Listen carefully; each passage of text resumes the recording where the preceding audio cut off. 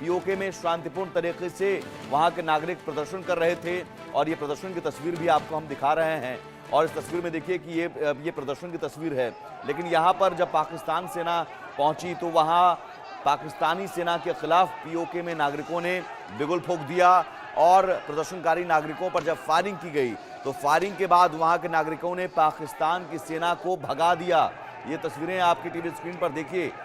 ये अपने आप में पूरी कहानी बयां कर रही है कि कैसे पाकिस्तानी सेना को वहां से भगाया गया। हंगामे की तस्वीर आपको नजर आ रही होगी, कैमरा बहुत विजुअल आपको हिलता हुआ नजर आ रहा होगा, लेकिन ये अपने आप में गौर से देखिएगा तो यहाँ पाकिस्तानी सेना जो आई थी वो भागती हुई नजर आ रही है और ये बता रही है कि वहाँ कितना गुस्सा है पीओके में नागरिकों में पाकिस्तान की हुकूमत के खिलाफ, पाकिस्तान की सेना के खिलाफ, आईएसआई के खिलाफ कितना गुस्सा है और लगातार ये झड़प की स्थिति हो रही है।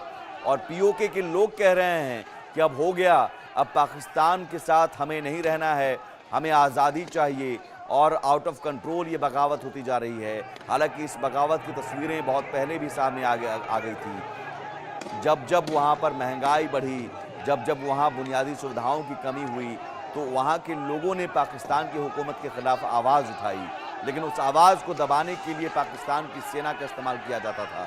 पाकिस्तान की सेना भी आज पहुँची थी, लेकिन पाकिस्तान की सेना ने जब फायरिंग की तो वहाँ के लोगों ने उल्टे पाकिस्तान की सेना को भागने पर मजबूर कर दिया।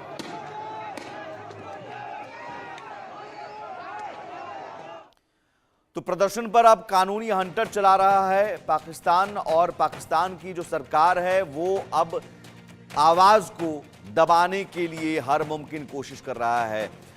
Public order of peaceful assembly bill मंजूर किया गया है। सितंबर में राष्ट्रपति ने धरने के खिलाफ इस कानून को मंजूरी दी और इस कानून का मकसद यही है कि प्रदर्शन कोई नहीं कर पाए। पाकिस्तान की राजधानी में अनाधिकृत जनसभा पर प्रतिबंध लगा दी गई। इस बिल के तहत बिना इजाजत धरना, रैली और प्रदर्शन गैर कानूनी घोषित कर दिया गया।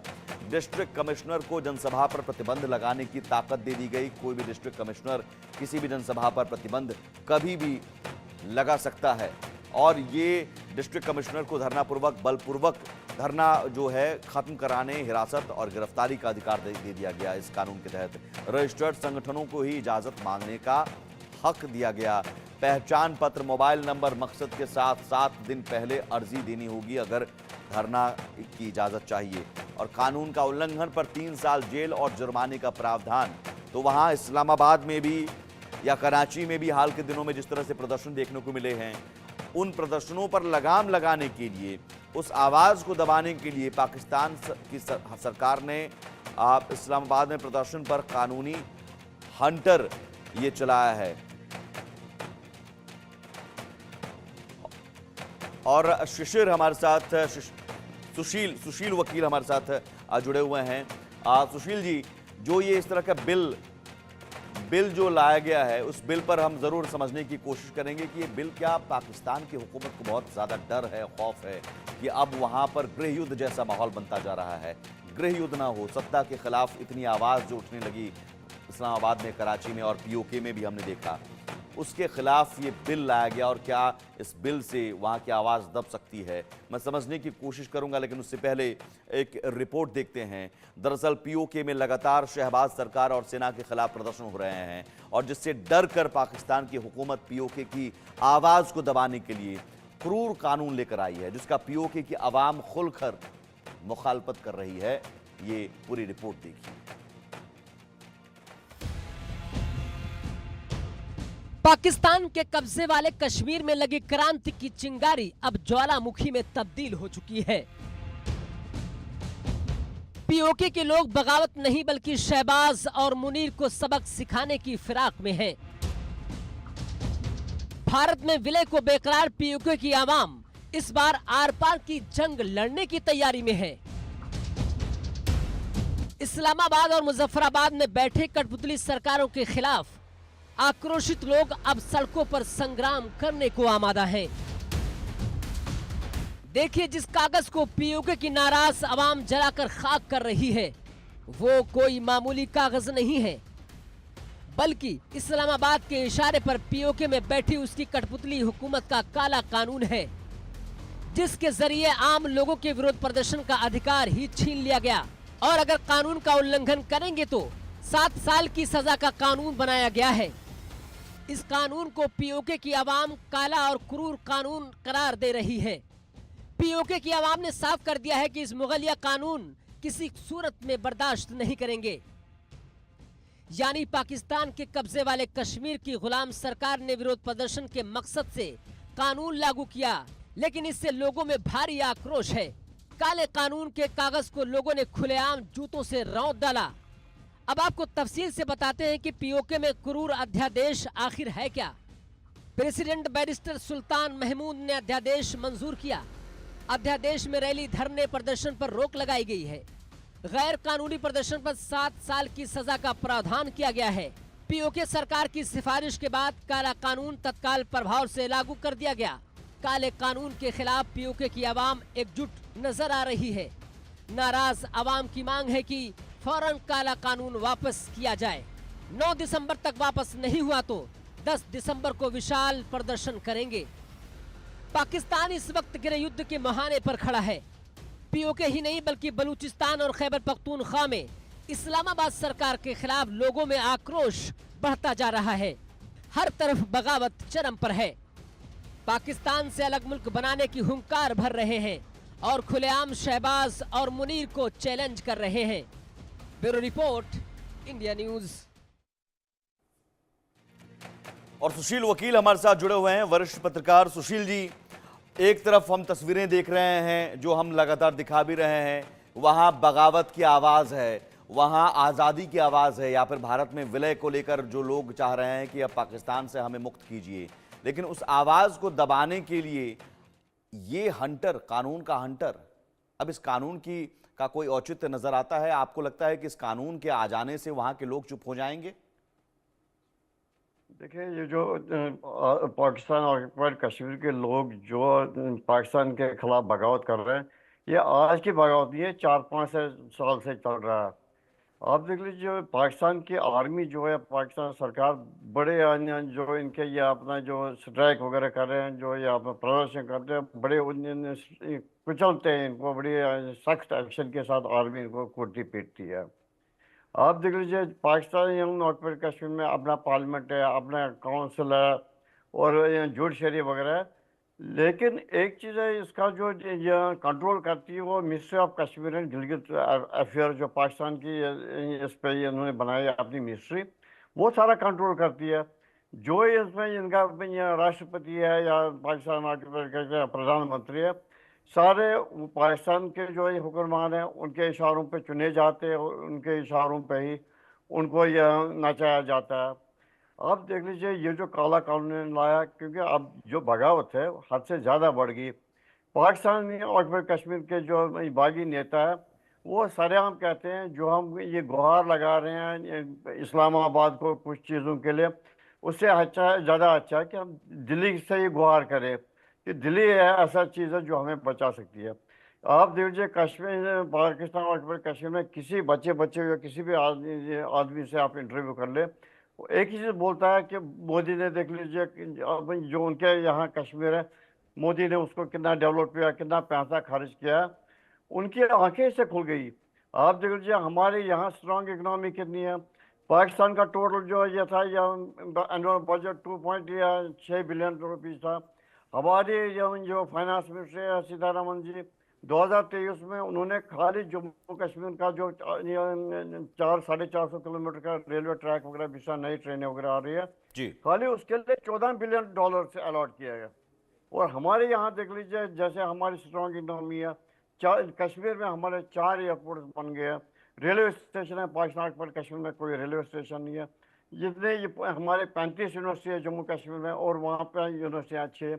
हमारे यहाँ 9 मेडिकल कॉलेज है, उनके पास एक है। बिल्कुल सुशील जी, यही सब देख के वहां के लोगों को लगा कि नहीं साहब, अब इस्लामाबाद से भीख मांगने के बजाय कि हम अपना हक जो है दिल्ली से लें। लेकिन यही तो डर है इस्लामाबाद को, वहां की हुकूमत को। ये काला कानून अगर इस तरह से लाकर उन्हें लगता है कि हम इस आवाज को दबा देंगे, लेकिन क्या ये अपने पैर पर कुल्हाड़ी मारने जैसा हुआ पाकिस्तान की हुकूमत के लिए?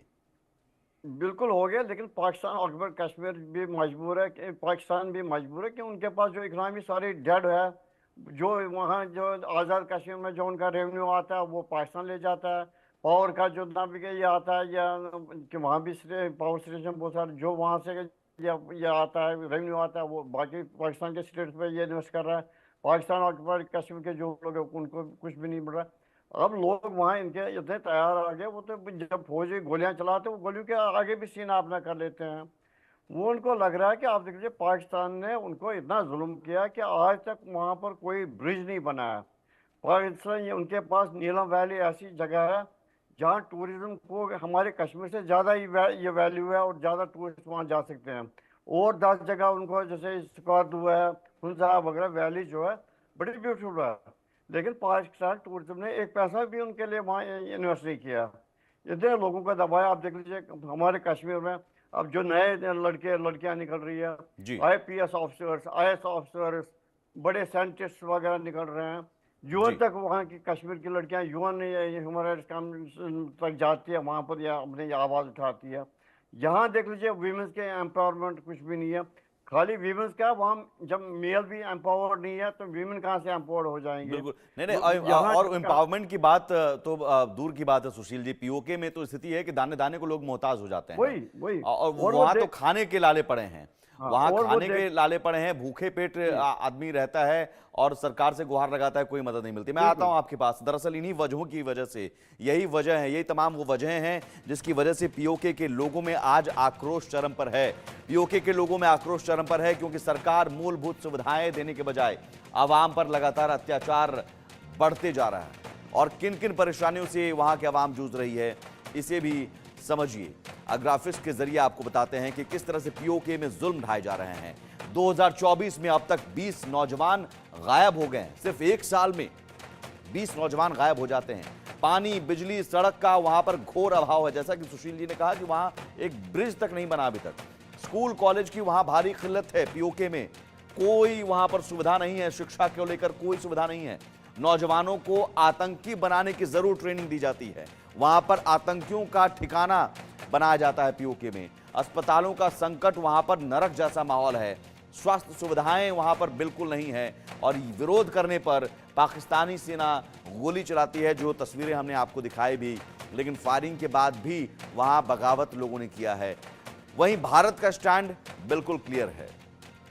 हम बार बार कह रहे हैं, पीओके हमारा था, हमारा है और हमारा रहेगा, और आज नहीं तो कल कब्जा जरूर होगा। लगता है कि पीओके जो है भारत का अंग है। कहीं एक समय में किसी के कमजोरी के कारण, किसी की गलती के कारण हमारे यहाँ से टेम्परेली निकल गया। भारत के पब्लिक को विश्वास है कि अगर हमने ऐसे सरकार को चुना है जिसमें यह हिम्मत है 370 करने की, उसको रद्द करने की, तो उस सरकार में जरूर हिम्मत होगी। कुछ अधूरा रह गया है। जम्मू एंड कश्मीर के पीओके को आप भारत का हिस्सा नहीं मानते हो क्या? एग्रेसिव ना हो, जान दे देंगे इसके लिए। क्या बात कर रहे हो आप? एग्रेसिव होने की क्या बात कर रहे हो? जान दे देंगे इसके लिए। आज जम्मू कश्मीर जिस तरीके से विकास के रास्ते पर तेजी से आगे बढ़ रहा है, मैं दावे के साथ कहता हूं, मुझे लगता है, मैं कोई ज्योतिषी नहीं हूं, मुझे लगता है कि पाक अधिकृत कश्मीर में रहने वाले लोगों को भी अब लगता है पाकिस्तान हमारा विकास नहीं कर सकता है। विकास यदि कोई कर सकता है तो भारत ही कर सकता है, प्रधानमंत्री मोदी ही कर सकते हैं। पाक अधिकृत कश्मीर के रहने वाले लोग भी ये कहेंगे, हम अब भारत वाले कश्मीर के साथ जाना चाहते हैं, यानी भारत के साथ जाना चाहते हैं। वैसे पाक अधिकृत कश्मीर का जहां तक प्रश्न है, हम तो वो हमारा था हिस्सा, आज है, और कल भी पाक अधिकृत कश्मीर हमारा रहेगा मेरे बहनों भाई। तो हमारा स्टैंड बहुत क्लियर है। आपने 3 नेताओं के बयान सुने, एक विदेश मंत्री, एक गृह मंत्री, एक रक्षा मंत्री है। और तीनों नेताओं के बयान में एक चीज है, पीओके हमारा था, है और रहेगा, और वहां के लोग अब चाह रहे हैं कि भारत के साथ आ जाएं। और तस्वीरें जो हम दिखा रहे हैं वहां बगावत की, वो बगावत की तस्वीरें इन बयानों की तस्दीक करती हैं। सुशील वकील जी हमारे साथ जुड़े हुए हैं, वरिष्ठ पत्रकार। सुशील जी, इन तीनों नेताओं के बयान आपने सुने, मुझे लगता है कि भारत को कुछ ज्यादा अब करने की जरूरत नहीं है। सैन्य कार्रवाई की बात बहुत पहले होती थी या तमाम चीजें, लेकिन वो करने की जरूरत नहीं है। वहां के लोगों ने अब सीधे मन बना लिया है कि हमें भारत के साथ जाना है। अब उसे रोकने के लिए पाकिस्तान तमाम कानून लेकर आ जाए, लेकिन लोग वहां रुकने वाले नहीं हैं। बिल्कुल, आप देख लीजिए, लोग पाकिस्तान और कश्मीर के इतने तंग आ गए पाकिस्तान के साथ, वो कह रहे हैं कि जो हमें यहाँ पर जो वो कंपैरिजन कर रहे हैं पाकिस्तान ये के जो ऑक्यूपाइड कश्मीर जो नेता है, बागी नेता है, वो कह रहे हैं कि जो जब से 370 कश्मीर से हट गया जो हमारे यहाँ है, तब से वहाँ देख लीजिए डेवलपमेंट कितना हो गया है। टूरिज्म का कितना 2 करोड़ 2.5 करोड़ टूरिस्ट आते हैं, रेलवे का नेटवर्क कितना बढ़ गया, एयरपोर्ट बढ़ रहे हैं, नौकरियां लोगों को मिल रही है, हर साइड से खुशहाली हो रही है। और वो देख लीजिए, वो आप जब कंपेयर करते हैं, जहाँ उनको टमाटर 150 रुपये का किलो मिलता है, बिजली का यूनिट उनको 20-30 रुपये का मिलता है, उस आप जब यहाँ देख लीजिए हमारे यहाँ 7 रुपये 8 रुपये का ये हम बिजली का ये यूनिट मिलता है, वो उसको कंपेयर करके वो ये सोच रहे हैं कि पाकिस्तान ने उनके साथ किया क्या और पाकिस्तान में रह के उनको फ़ायदा क्या मिल रहा है। इसलिए लोग वहाँ बहुत तंग आ गए। इनके मैं कुछ बता दूंगा, इनके जो कुछ नेता है जैसे अमजद अयूब मिर्जा है, सजाद अब्दुल्ला है और बाकी नेता है, वो ओपनली कह रहे हैं कि पाकिस्तान हमें जानवरों की तरह ट्रीटमेंट कर रहा है। आप ये भी देख लीजिए कि पाकिस्तान ऑक्यूपाइड कश्मीर में बहुत सारे ऐसे गाँव में जहाँ पर बिजली अभी तक नहीं आई है, और जब वही लोग देखते हैं कि हमारे यहाँ से जो किशन गंगा चलती है, वो उसको कहते हैं नीलम नदी, वो जब देखते हैं कि हमारे जो जंगल है, जंगलों तक हमने कश्मीर में, जम्मू कश्मीर में बिजली पहुंचाई है, वो चीज़ें देख देख के वो भी परेशान हो गया। अब देख लीजिए वहाँ कोई यह नौकरी वगैरह का यह नहीं है, जरिया नहीं है। अब वहाँ के लोग जब पलायन करते हैं, कोई सऊदी अरबिया में जा रहा है, कोई अरबियन कंट्रीज में जा रहे हैं, पलायन बड़े लेवल पे हो रहा है। लेकिन सभी लोग उतने ये तो नहीं है, कि लकी नहीं है कि उनको वहाँ जॉब मिलेगा। इसलिए लोग, क्योंकि एक टाइम आता है जब बगावत आती है, उस टाइम फिर ओवरऑल हर से गोलियां चले, कुछ चले, लोग तो बड़े परेशान होकर फिर गवर्नमेंट के अगेंस्ट किसी भी तरीके से खड़ा हो जाते हैं, चाहे उनका अपनी जान गंवाने पड़े या अपना जो भी ये सारे सुख सुविधाएं देनी पड़ी। इसलिए भारत के लिए अब उतना मुश्किल नहीं है कि वहाँ के लोग जो है वो खुद आएंगे किसी बॉर्डर तोड़ के, तो बाकी भारत को खाली मदद करनी उनको बॉर्डर यहाँ दोनों बॉर्डर हटा के मिलने का। और देख लीजिए आप, ये जो पाकिस्तान ऑक्यूपाइड कश्मीर के लोग हैं, हमारे लोगों को भी देख लीजिए, कश्मीर के लोग जो है उनको भी समझ आया जब वो देख रहे हैं कि पाकिस्तान कैसे ट्रीट उनको कर रहा है और वो उनको कैसे भड़का रहा था, हम आपके यहाँ ये करेंगे वो करेंगे, उनमें भी अभी सेंस ऑफ या आगे बिलोंगिंग आ गई। हम इंडिया में बैठ के ऐश कर रहे हैं और वो देख रहे हैं अपने रिश्तेदार भी बहुत सारे लोगों के हैं, उनके साथ क्या बुरा व्यवहार हो रहा है वहाँ पर। लेकिन आखिरी सवाल, ये सब कुछ दिल्ली में एक मजबूत सरकार होती है, क्योंकि ये पासा पलट गया, तस्वीरें पलट गई हैं। कभी आप जम्मू कश्मीर में पत्थर चलते थे, वहां विरोध होते थे हमारे सेना के खिलाफ, वहां नौजवानों को भड़काया जाता था। आज वहां अमन चैन है, वहां के नौजवान अब रोजी रोजगार की बात करते हैं, शिक्षा की बात करते हैं। और पीओके में स्थिति अब जो यहाँ थी वो पीओके में है, अब वहाँ के जो लोग हैं वो विरोध कर रहे हैं, बगावत कर रहे हैं। तो कहीं ना कहीं एक मजबूत दिल्ली में सरकार होती है तो इसका असर दिखता है, ये इसका असर माना जाए। बिल्कुल इसका असर है, क्योंकि पाकिस्तान और कश्मीर के लोगों से जब पूछा जाता है ना, आपने क्या कह रहे जब से मोदी जी इंडिया में प्रधानमंत्री बन गए, इंडिया का नक्शा ही चेंज हो गया। दैट मीन्स कि वो भी रिकॉग्नाइज कर रहे हैं कि इंडिया में इस टाइम कोई ऐसी सरकार है जिससे अपनी कंट्री को आगे बढ़ाया। वो इसलिए कहते हैं कि हमें भी इंडिया के साथ मिला दो, ताकि हम भी, जैसे हमारे भाई बहन वहाँ कश्मीर में रह रहे हैं, उनको भी एक साथ हम भी ये थोड़े बहुत ये आगे चलेंगे, हम भी थोड़े बहुत ये चीज़ें उनके साथ क्या कहते हैं बजा हो जाएंगे कि हम भी थोड़ा प्रोग्रेस करेंगे, हम भी अच्छे दिन देखेंगे। इसलिए वो इतने फ्रस्ट्रेट हो गए कि वो हर नहीं तो कौन पाकिस्तान जैसे कंट्री में ये ओपनली ये हम मोदी जिंदाबाद, हिंदुस्तान जिंदाबाद के नारे लगाना, और उसके सामने भी जब फौजी खड़े होते हैं, मारपीट होती है, गोलियां चलती है, जब वो इधर स्टैंड ले सकते हैं, कल तो वो कोई भी एक्शन ले सकते हैं। ये जो काला कानून है उनका वो चलेगा नहीं ज़्यादा देर तक। कि पाकिस्तान खुद अपनी मुसीबत बिल्कुल, और ये अल्टीमेटम दे दिया गया वहां के लोगों ने कि भाई 10 दिसंबर तक हम हाँ। 9 तारीख तक अगर वापस नहीं लेते हैं तो 10 को विशाल प्रदर्शन होगा। तो मुझे लगता है इससे भी ज्यादा बड़ा प्रदर्शन 10 तारीख को देखने को मिल सकता है और ये सिलसिला लगातार